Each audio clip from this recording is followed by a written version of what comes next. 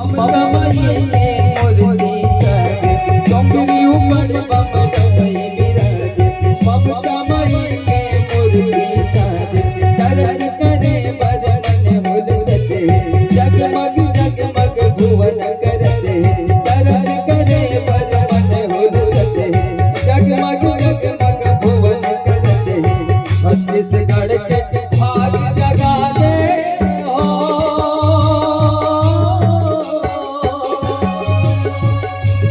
छत्तीसगढ़ के भाग जगा दे ताई के अनुराग के भोगर गढ़ कमलेश्वरी दरबार में भोगर गढ़ कमलेश्वरी दरबार में डोंगर गढ़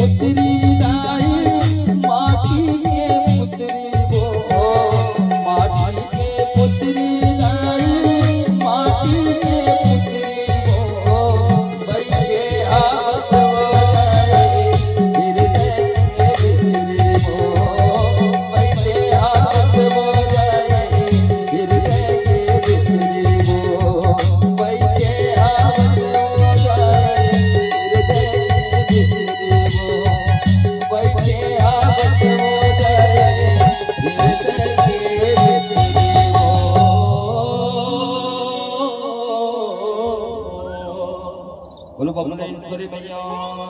की